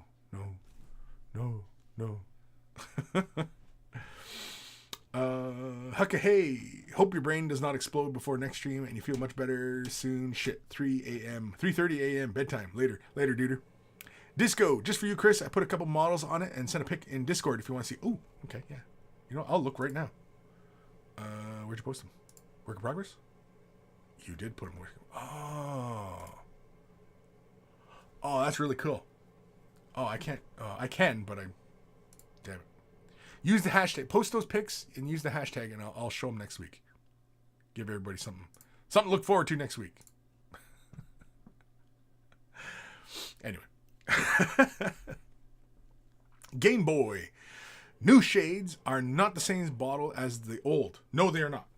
No, the new shades are in the contrast, which is the, 18 milliliters? Yeah, the new shades are in the same bottles as opposed to the big bottles, right? Like here's an old sepia, and this is 30? 24. So the biggest bottles they sell are these 24 mils. The new shade washes are in the 18. Yes. And then the regular Citadel colors. What are the regular 12? Yeah, the regular size bottles are 12s. Okay. So can anybody tell me what size of Citadel bottle this is? Can anybody tell me? How many milliliters? I don't even know. Who? 2014? Really? I'm sure it said on the box. But anyway. Does anybody know what size of those bottles are? Huckahey. So cocaine would be cheaper than GW addiction. Ha ha ha. Well, Coke in Australia, because you're in Australia, right? Coke in Australia, I imagine, is cheaper than Games Workshop. So it is a viable option, I guess, if resources are tight, right? But I mean, if you can blow money on Coke or miniatures, you know, I mean, I'm not one to tell somebody how to spend their money.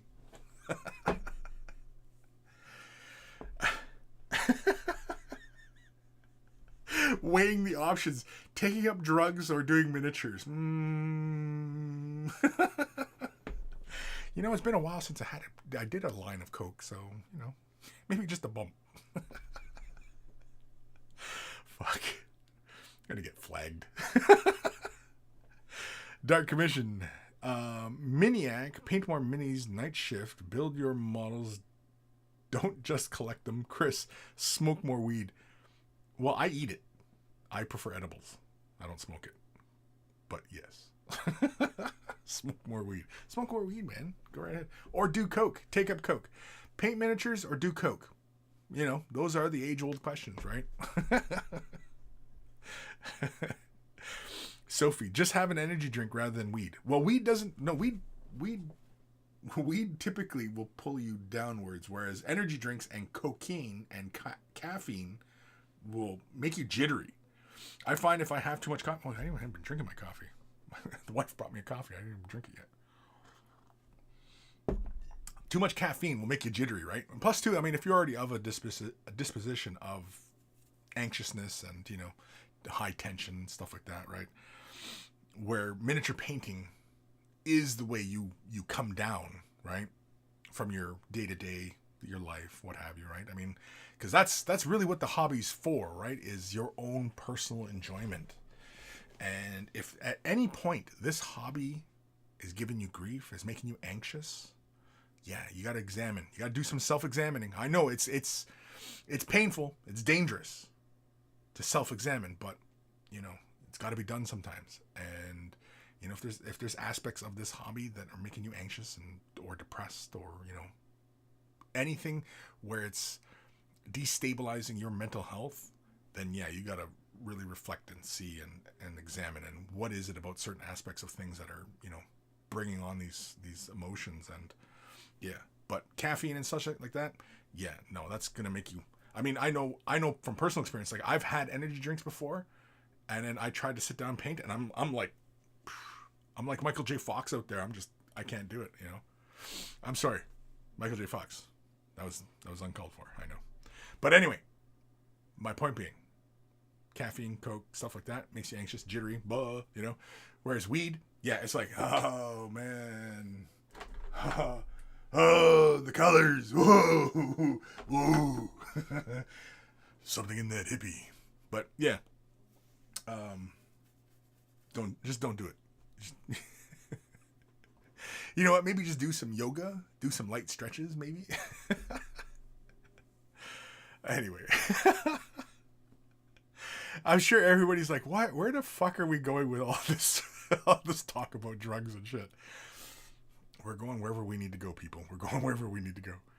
Game Boy, Canada flag. That was yesterday. Canada flag was yesterday. Today, no Canada flag. Yesterday, Canada flag. 2 days from now, American flag. Disco Duke. I mean, it's called plastic crack for a reason. It is called plastic crack for a reason. Because it's crack. It's addictive. You know, I mean, it's a similar kind of thing, right? I mean, like, you know, you've probably all heard me harp on about, you know, like card games, right? Like Magic and, you know, all these collectible card games. Me personally, you know, I don't really like spending money on something that, you know, I don't really care about or has no sentimental value, right? Like a miniature, you put yourself into that miniature, right? Your paint job, your assembly, your conversion, right? You kit bash something. You've put yourself into it. It's a form of expression. Whereas when you buy the card and you get that, you know, that rare card, and it's like, wow, I got the rare card, now I can win more game. You know what I mean? Like, it's meh, meh, meh. I don't, that kind of crap doesn't fire me up. Not that crap fires me up, but you know what I mean. Hucka, hey, I thought you said you were going to bed. Never some drugs, but heading over to Thailand where weed is legal now and they have other uses for by cash, so many addictions. Oh yeah, Thailand? Yeah. Now, when I'm sorry for anybody who has gone to Thailand or is planning to go to Thailand, I'm sorry, but whenever I hear somebody telling me that they're looking forward to a trip to Thailand or they recently were in Thailand, all I can think about is them and ladyboys. The ladyboys. When I think of Thailand, I associate ladyboys, Thailand. Right? I know. Misrepresentation, I know. But that's where my brain goes. Maybe because I'm thinking about ladyboys. I don't know. It could be.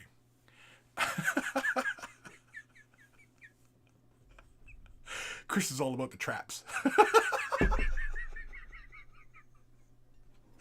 Women with penises. Anyway. Smut budgie. Hey, y'all. Hey. Dark Commission can hardly believe that this summer marks my 40th anniversary of cannabis smoking. Happy anniversary, LOL. Yeah, and I mean, like, you know, nothing wrong with it. I mean, whatever helps you, you know, fucking...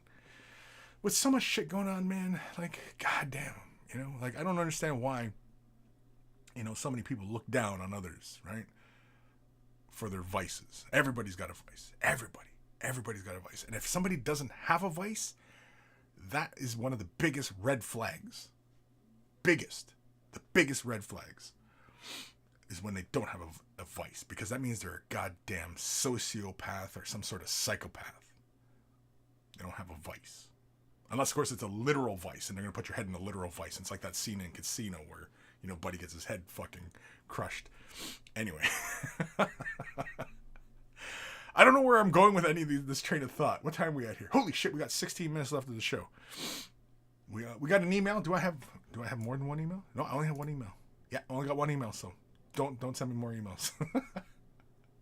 You know what? Hold on. I'm gonna head over quickly to the G-Dubs. Nice. Page froze on me.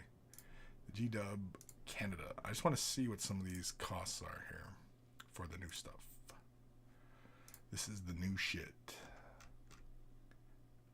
$235 for all the contrast plus the mug bundle. $235?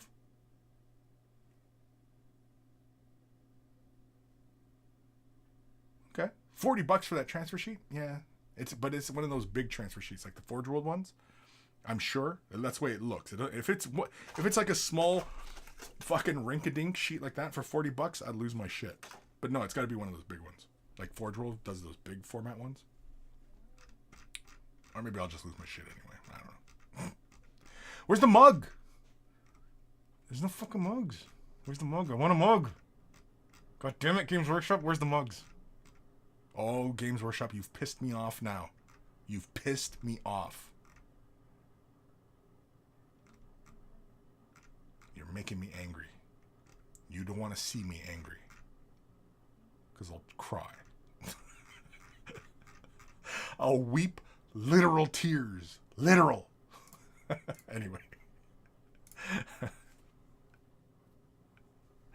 Anyway. Okay, where the hell am I? Arturo Patet, self-examine. Meanwhile, I look at my basketball hands and sausage fingers. No thanks, man. Let the proctologist do what it has to be done. Jeez. Say what? Disco Duke, episode 384, Ladyboys and Cocaine. Now, see, that sounds like a good time to me. I mean, so maybe we do. You know what? Okay, new plan. Let's all work together and we'll hold the first ever Weigh the Brush convention in Thailand. We'll hold it in Thailand. And it'll be nothing but ladyboys and cocaine and fire trucks. I'm down.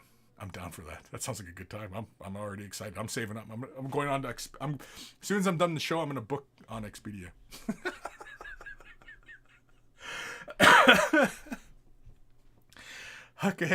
Okay, bed and dreams, ladyboys. What are they? Haha.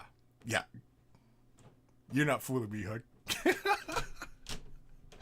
Smut Budgie. There's 2 mugs. One for the shade bundle and one for the contrast. But yeah. Well, I see the mugs are in the bundles, but I thought there was, because like they have another thing further down the page, but there's no thumbnail for it. And it still says the bundle. And so I don't know why they're advertising the same bundle. I figured it was the mug that was for sale. I quickly read it, of course. But yeah, and so I want the mugs. You know what? I was going to buy the mug. I was going to buy the mugs today. For God's sakes. Games Workshop's pissed me off now. I'm pissed. I'm pissed off now. I didn't want to do the rest of the show. I'm pissed off now. I'm just going to leave. Just take off. Just leave. Fuck this. I'm out. Huck, you're still talking, dude. Go to bed. Huck, ladyboys, yep, they're really into minis. Are they? Fuck, well, I'm definitely the first ever Weigh the Brush convention, yeah. Where it'll just be painting and partying. And coke. All the cocaine. It's like that it's like that scene out of Deadpool where he's got the big bag of cocaine. Disco, I'm currently listing my pile of shame on eBay. I'll meet you in Bangkok.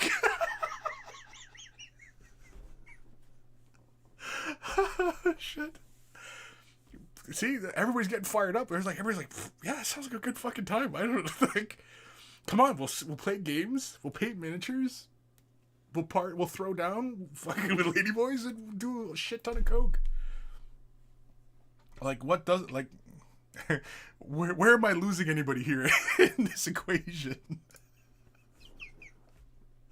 Oh shit. Okay. I gotta get off this tree. I'm Willaholic. I'm in. I'm in. I see. Like, everybody's in. Java.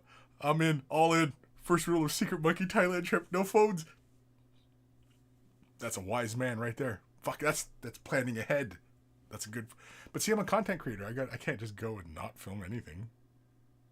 But I'm more than likely to film something fucking stupid. But yeah. Now I gotta kind of see what a trip to Thailand costs.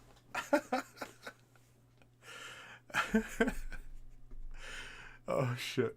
Okay. Huck, you're still talking to. Go to bed. Soph will love the food. Yeah, well, I mean, I do enjoy pad thai. Pad thai. That's one of my favorite dishes. The first time I ever had it, I never thought I would enjoy peanuts in in my food. But yeah, because I'm kind of just a peanut butter and jelly kind of guy, and yeah, I was like pad thai. It's like it's peanut. I don't know. Then I had it, and I was like, fuck, this is awesome. And yeah. Anyway. Dark Commission. Thailand knows how to attract certain type of tourists with cities named Bangkok and fuck it. Is that a legit name? Fuck. Shit. See, it sounds like a ton of fun, right? Jax the Pirate, I want to see the sponsor list and gift bag contents for this trade show. Oh shit, no. Spud Budgie. I'd be in, but I'd end up stuck in an elevator with a finger missing. Yeah, exactly. Arturo, peanuts in Thailand. I'm more into it now, yeah. Oh shit, okay. Oh, my cheeks are starting to hurt. Oh, these aren't my cheeks, these are my eyeballs, but It might be my brain tumor acting up. I don't know. Okay, if you're wearing headphones, turn them up or down, because here it comes. We're doing an email. We're doing it. We're going to do it live.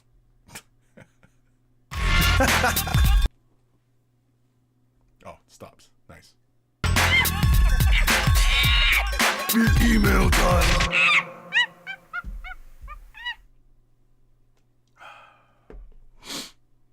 Oh, it's done.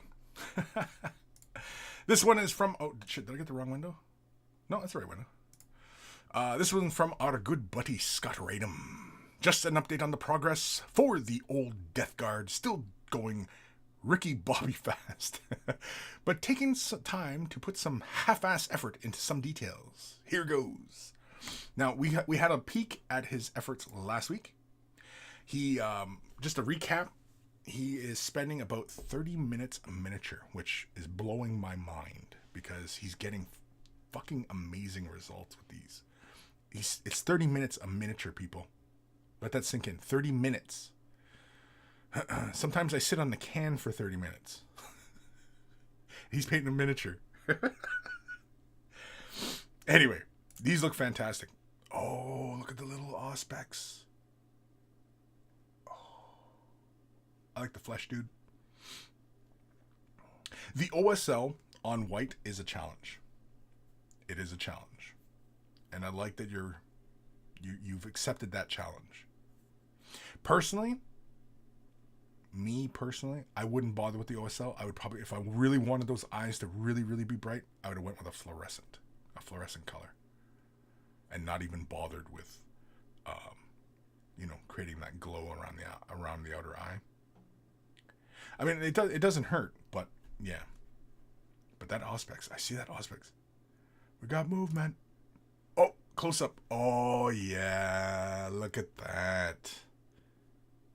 Yeah, you spent some time on that. That is really, really good. Look, like you can even see. Okay, here, I'm going to zoom in a bit, people. Yeah, you can even see he created the indication of those little grid lines on the auspex. The scanner, the tricorder, whatever you want to call it. Yeah, that's really, really kick-ass, man. That's fantastic. I can almost hear the sounds it's making. I can almost hear the sounds. Yeah, that's really cool. Nice work on the leather. That rust run on the back of that calf looks not quite like a rust run. It's like they were in the head and he was like, yo, bro, you got some paper? I need some butt wipe. Oh, fuck it. I'll just use my shin or my calf on my armor. Yeah, I like the weathering. Really nice work on the flesh. Oh, is that it? Aw. Is there slight texture or did you just paint that? Right below the skull on the insignia. Is that texture on the model or is that painted? It's really good. I think that's just painted, eh? It almost looks like there's a texture there. That's really cool. Now, when you're doing your chipping and stuff like that, are you using the brush or are you going with something like a sponge? Have you considered doing the sponge? Are you sponge worthy? But awesome stuff, Scott. Thank you for sending that in. That auspex, is it auspex? Motion tracker, whatever the hell it is. Fantastic. I love how you created that indication of the grid lines inside of it. And yeah, looking at it, I can almost hear that, wow, whatever. Make up your sound effect, whatever you want. But yeah, it's really cool. I dig it. I like it. I look forward to more. Honestly. No shit. It's no bullshit. That's a little bit of bullshit. Okay, I'm full of shit. I'll say it right now. I'm full of shit. Where the hell am I? Jobs left. A trip to Thailand costs your health, your marriage, family values, but who needs them anyway? Yeah, well, it's a bit of a Venn diagram, right? Your health, your marriage, and your family values. Yeah. So just we're gonna be smack dab right in the middle. You know, it's a little from column A, a little column from B, a little bit from column C. Willholic. Now I got alien flashback. Yeah. Blip blip blip blip. Blip blip. Blip blip. I was gonna try to do a serious sound, but I couldn't do it. Blip blip. Blip blip. Blip blip. Here, we'll pull it in real close. Okay, everybody, hit record, or anybody who's could see the clip button. Here we go. This is the clip right here. Okay, hold on. All right. Blip blip. Blip blip. Blip blip. Blip blip. Oh shit. Blip blip. Anyway, Sophie. Pile of shame, bad disco. It's pile of opportunities, young man. Yes, exactly. Why? Who said pile of shame? Who said pile of shame? I read it too. Who said pile of shame? I think I read it somewhere, didn't I? Anyway. Yes, that's right. It's pile of opportunity. It's a pile of opportunity. Dark Commission, bear in mind that my knowledge of 40k is almost zero, so isn't Space Marine armor made of ceramics? If so, then it is rust, correct? Well, it's a made up metallic. It's adamantium, right? So, you know, or some sort of adamite or ceramite, or you know. But yeah, you're not wrong, but it's different, right? It's made up. It's made up stuff. It's plot armor. Space Marines are covered in plot armor, essentially, is what that is. Smut budgie. They're coming out of the walls, man. Let's book. Anyway, now I feel like going to watch Aliens now. Hey, is anybody excited for Prey? I was a little bit excited about it, and then they showed that longer trailer, and then I was less excited about it. I don't know how a second trailer would show me a little bit more, give me a little bit more depth, and it would not completely, but tone down my enthusiasm a bit. So, yeah. First trailer, yeah, I was like, "Ooh, wow, this looks like it's gonna be fun. It looks like it's gonna be something familiar, but a little bit different, right?" Then that second trailer came out, and it was a little bit longer, and it showed a little bit more stuff, and I was like, you know, my enthusiasm was a little bit ruined a little bit. That's coming out, I think, in August, isn't it? I think so. Anyway. Fire Drake 18. Hello, peeps. Hello, Fire Drake. Job is off nut. I definitely think up Thailand trip will make me a better painter. I think so. I think so. Dark Commission. I thought it was ceramite or something. Yeah. No, you like I said, Dark, you're not wrong. You're not wrong. But you're only a little bit right. You're not wrong, but you're a little bit right. Does that make sense? I think that might make sense. Disco Dude. Go to Thailand and come back with typhus corrosion. Yeah, you probably would. But, you know. I pray to Nurgle, so. I'm a Nurgle devotee, so, you know. Take from that what you will. Willholic. I was kind of meh. Maybe good movie if stoned. Yeah, I don't know. I mean, any movie, well, most movies, I mean, other than with, you know, really kind of complex plots or anything like that, but stoned, yeah. Otherwise, you just lose the plot. But I don't think Prey is going to be like a very deep story or, you know, Academy Award winning acting or, you know, I don't have high expectations though. It's a Predator movie, right? I love the Predator franchise. You know, I love Predator. It's fucking fantastic. But, yeah, I'm not. I was initially excited when the teasers came out, and then the full trailer came out, and I was like, I don't know. I was very excited when it was just the teaser. Not very excited, but you know what I mean. Sorry, we're talking about Thailand, and then here I am talking about getting excited about movies. But anyway. Willholic. I was kind of... Oh, no, I read the one. Cascade. Cascade? Whoa. Is that Russian? All right. Let's have some fun. What time are we at here? Oh, we're 1 minute OT. 1 minute OT. 1 minute and counting. I'm going over to Google Translate because I don't speak, which I'm going to assume is Russian. Here, let's have a listen. Privet, smotru teba postoano osin navitsa tvoy pokras. Now that sounds like how I would read it. Yeah, give me the fucking translation here, people, please. What do you mean can't translate that? Okay, what the fuck is going on here? Corsican? Was it detect language says Corsican? I thought that was oh, I don't want to get it wrong and say the wrong thing. Let's try that. No, that would be Russian, eh? Huh. Saying it's Corsican.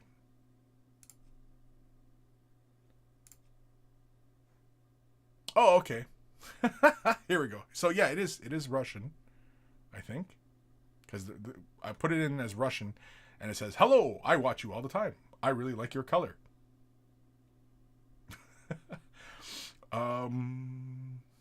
Like my color?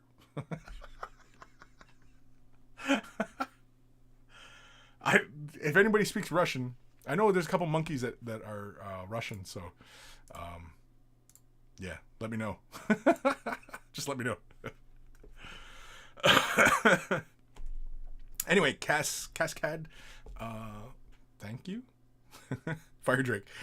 If you could choose any armor in the universe, it would be plot. Oh yeah, 100%, always. Yeah, in any universe, yeah, it's always plot armor. Plot armor, definitely. Any armor. Dark Commission THX 1138 freaked me the F out first time I saw it stoned. I watched it years and years ago. I barely remember it. And I don't think I was stoned, but might have been to something. But yeah. I'm trying to think now. I know I've watched it, but I don't remember shit. If I'm being honest, I don't remember shit. Anyway. Fire Drake. Kris, I just got here. Go for another hour. No. No, I don't think we will. No, we won't be doing that. All right, so we are caught up on that. So I'm going to close that. Close that down. Close that down. What time are we at? We're 4 minutes over. Yeah, because I got stuff to do. I got in-laws over, and I got family in town. So I suppose I should go spend time with them. I suppose. They're watching this upstairs or something. Here I am talking about going to Thailand. It's like, geez, did you know this guy wants to go to Thailand for the lady boys? Oh man, Fire Drake, I missed everything. Yeah, you did miss everything. You're gonna have to go back. Just might as well start over again. Just hit the back arrow. Workaholic, we will pray for you. Yeah, I'll definitely come back with some tumors or something, right? If you're brand new to this hobby, you want help with the color scheme, maybe your commission painting service, you want to show off what you're working on, whatever reason, send your emails to Kris at Way of the Brush. If you're going to send pictures, send them as attachments in the email. Don't send it as links to other sites because I won't do it. It's just ads and stuff like that. So, and yeah, feel free. I like getting emails from you guys. I like seeing what you guys are working on. I like helping you with whatever instance of aid you may require. So feel free. And again, I know there are people of varying experience levels. I know there's people who are brand new to this hobby today. And I know that there's very experienced people out there. And yeah, maybe I welcome any and all questions, input, whatever. I welcome it all. It's in the description below, as well as a link to wayofthebrush.com. Central hub of all this silliness has the links to all the social medias as well as Discord. Join us on Discord. It's a lot of fun. We keep the conversations rolling there. It's kind of like this channel where it's just kind of all over the place, anything and everything. Only one rule in the Discord. Don't be a dick. That's it. That's the only rule. Don't be a dick. Pretty wide open. Gives me a lot of latitude, especially because, sometimes you just got to put a motherfucker down, essentially, is what I'm saying here. So don't do it. Don't do it. Discord. Join us on Discord. Oh, Oh, man. We got all sorts of Freudian slips today. I'm way off. I'm way off on my ending spiel here. T-shirts. Why don't you get yourself a t-shirt? If you're on YouTube, click down below. Look like a connoisseur of all that is good and holy in the world. They're wearing a Way the Brush t-shirt. And if you purchase yourself a shirt, send a picture of yourself in your shirt, and I will add it to the Monkey Shrine, which is also at waythebrush.com. And you'll also find a link for Patreon. Huge thank you to all my patrons for their continued support, and a huge thank you to all my brand new patrons. So welcome, and a huge thank you to everybody for that as well. If you're not able to support monetarily, i.e. money, thumbing up the video, liking, following, subscribing, commenting, ringing the bell, blah, blah, blah, blah, blah, all appease the algorithm gods. And a huge thank you to everybody who does that. And all it takes is a couple clicks of a button, and you're helping me out a great deal. And so a huge thank you to everybody who does that as well. Big thank you to Carl, Guymere Alfer, Beer and Blood Bowl, his YouTube channel. Check it out if you love yourself some beer, you love yourself some Blood Bowl. Beer and Blood Bowl is where it's at. We always take time to thank Carl, even though he is no longer with us, for creating email jingles that play before the email segment of the show. And so always much love to Carl. And of course, speaking of love, much love to my baby brother Evan for creating intro, outro music that plays the begin and end of the show. As always, much love to my baby brother Evan. And if you're into rare comics, rare. Apparently that's the hand sign for rare. EB Comics. It is in the description below. Check it out if you're into some rare comics. Job love to post a link in your Discord. My Discord channel. Fuck. Fire Drake, I think that's the wrong link, Jabba. Yeah, no, we've gone off the rails pretty hard today, I think. But we have figured out where we're gonna hold the first Way the Brush convention. Thailand. So when? In the future. Unless of course we get in my DeLorean and we go back to 1985. We'll do that instead, maybe.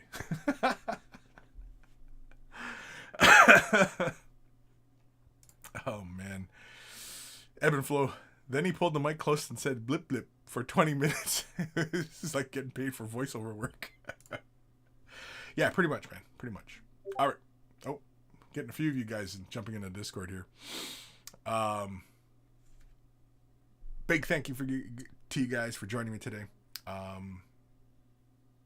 Be sure to check out other videos. I did 2 tutorials today. I do plan on releasing some more this week, showcasing various demonstrations of the new Citadel Contrast paints, the new colors, as well as the shade washes. And so check those out. I have videos. I'll post a link there somewhere like that. I mean, if you're already watching my shit, you probably already know. But anyway. All right, I'm going to get the hell out of here. You guys, take care of yourselves. Hug a loved one. Remember, this hobby is all about having fun and enjoying yourself. Always try and remember that. It's about having fun. If you're not having fun, I don't know what to tell you. Well, I do know what to tell you, but we'll save that for another day. Anyway, take care of your brushes. They'll take care of you, and I will see you guys later. Jeez, I snapped out of it like I just got hit with that fucking, what is that, a shot of adrenaline in the heart. It's like Pulp Fiction. I've never had that done. I've never OD'd in my life. Wait, no, I've never OD'd in my life, so knock on wood. Thailand, baby. Thailand. Take care of your brushes. They'll take care of you, and I will see you guys next week. Maybe. Yeah, most likely.